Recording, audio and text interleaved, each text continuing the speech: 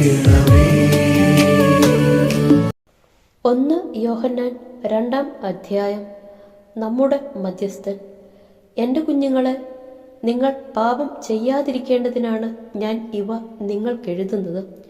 എന്നാൽ ആരെങ്കിലും പാപം ചെയ്യാനിടയായാൽ തന്നെ പിതാവിൻ്റെ സന്നിധിയിൽ നമുക്ക് ഒരു മധ്യസ്ഥനുണ്ട്, നീതിമാനായ യേശുക്രിസ്തു. അവൻ നമ്മുടെ പാപങ്ങൾക്ക് പരിഹാരബലിയാണ്, നമ്മുടെ മാത്രമല്ല ലോകം മുഴുവൻ്റെയും പാപങ്ങൾക്ക്. നാം അവൻ്റെ കൽപ്പനകൾ പാലിച്ചാൽ അതിൽ നിന്ന് നാം അവനെ അറിയുന്നുവെന്ന് തീർച്ചയാക്കാം. ഞാൻ അവനെ അറിയുന്നു എന്ന് പറയുകയും അവൻ്റെ കൽപ്പനകൾ പാലിക്കാതിരിക്കുകയും ചെയ്യുന്നവൻ കള്ളം പറയുന്നു, അവനിൽ സത്യമില്ല. എന്നാൽ അവൻ്റെ വചനം പാലിക്കുന്നവനിൽ സത്യമായും ദൈവസ്നേഹം പൂർണ്ണത പ്രാപിച്ചിരിക്കുന്നു. നാം അവനിൽ വസിക്കുന്നെന്ന് ഇതിൽ നിന്ന് നാം അറിയുന്നു.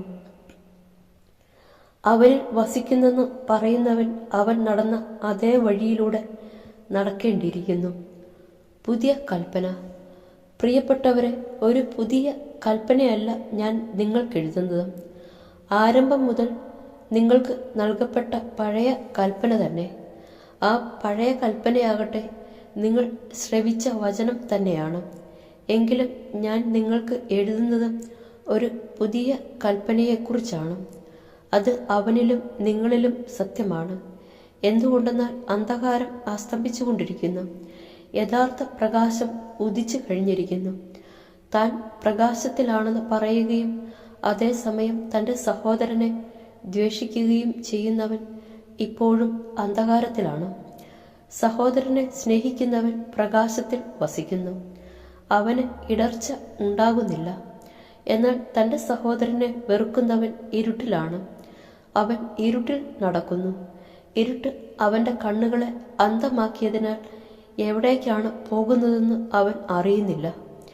കുഞ്ഞുമക്കളെ, ഞാൻ നിങ്ങൾക്ക് എഴുതുന്നു.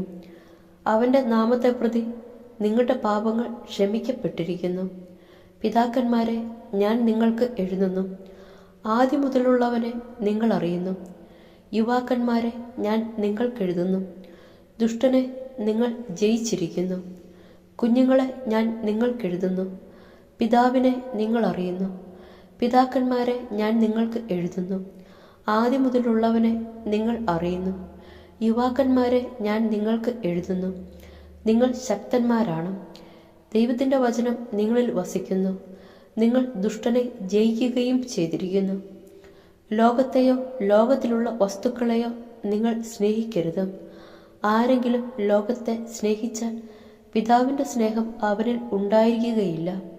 എന്തെന്നാൽ ജഡത്തിൻ്റെ ദുരാശ, കണ്ണുകളുടെ ദുരാശ, ജീവിതത്തിൻ്റെ അഹന്ത, ഇങ്ങനെ ലോകത്തിലുള്ളതൊന്നും പിതാവിൻ്റേതല്ല, പ്രത്യുത ലോകത്തിൻ്റേതാണ്.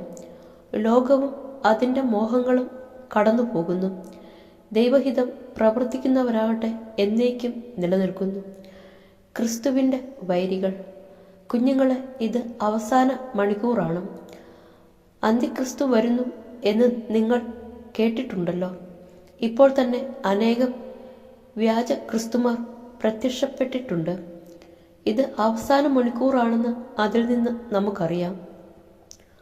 അവർ നമ്മുടെ കൂട്ടത്തിൽ നിന്നാണ് പുറത്തു പോയത്. അവർ നമുക്കുള്ളവരായിരുന്നില്ല. നമുക്കുള്ളവരായിരുന്നെങ്കിൽ നമ്മോടുകൂടെ നിൽക്കുമായിരുന്നു. എന്നാൽ അവരാരും നമുക്കുള്ളവരല്ലെന്ന് ഇങ്ങനെ തെളിഞ്ഞിരിക്കുന്നു. പരിശുദ്ധനായവൻ നിങ്ങളെ അഭിഷേകം ചെയ്തിട്ടുണ്ടെന്ന് നിങ്ങൾക്കറിയാമല്ലോ. നിങ്ങൾ സത്യം അറിയായ്ക കൊണ്ടല്ല ഞാൻ നിങ്ങൾക്കെഴുതുന്നത്, നിങ്ങൾ സത്യം അറിയുന്നതുകൊണ്ടും വ്യാജമായതൊന്നും സത്യത്തിൽ നിന്നല്ലാത്തതുകൊണ്ടുമാണ്. യേശുവാണ് ക്രിസ്തു എന്നത് നിഷേധിക്കുന്നവനല്ലാതെ മറ്റാരാണ് കള്ളം പറയുന്നവൻ? പിതാവിനെയും പുത്രനെയും നിഷേധിക്കുന്നവനാരോ അവനാണ് അന്തിക്രിസ്തു. പുത്രനെ നിഷേധിക്കുന്നവന് പിതാവുമില്ല, പുത്രനെ ഏറ്റുപറയുന്നവന് പിതാവും ഉണ്ടായിരിക്കും. ആരംഭം മുതൽ നിങ്ങൾ ശ്രവിച്ചത് നിങ്ങളിൽ നിലനിൽക്കട്ടെ. അത് നിങ്ങളിൽ നിലനിൽക്കുമെങ്കിൽ നിങ്ങൾ പുത്രനിലും പിതാവിനിലും നിലനിൽക്കും. അവൻ നമുക്ക് നൽകിയിരിക്കുന്ന വാഗ്ദാനം ഇതാണ്, നിത്യജീവൻ. നിങ്ങളെ വഴിതെറ്റിക്കുന്നവർ നിമിത്തമാണ് ഇത് ഞാൻ നിങ്ങൾക്കെഴുതുന്നത്. ക്രിസ്തുവിൽ നിന്ന് നിങ്ങൾ സ്വീകരിച്ച അഭിഷേകം നിങ്ങളിൽ നിലനിൽക്കുന്നു. അതിനാൽ മറ്റാരും നിങ്ങളെ പഠിപ്പിക്കേണ്ടതില്ല. അവൻ്റെ അഭിഷേകം എല്ലാ കാര്യങ്ങളെയും കുറിച്ച് നിങ്ങളെ പഠിപ്പിക്കും. അത് സത്യമാണ്, വ്യാജമല്ല. അവൻ നിങ്ങളെ പഠിപ്പിച്ചതനുസരിച്ച് നിങ്ങൾ അവനിൽ വസിക്കുവിൻ.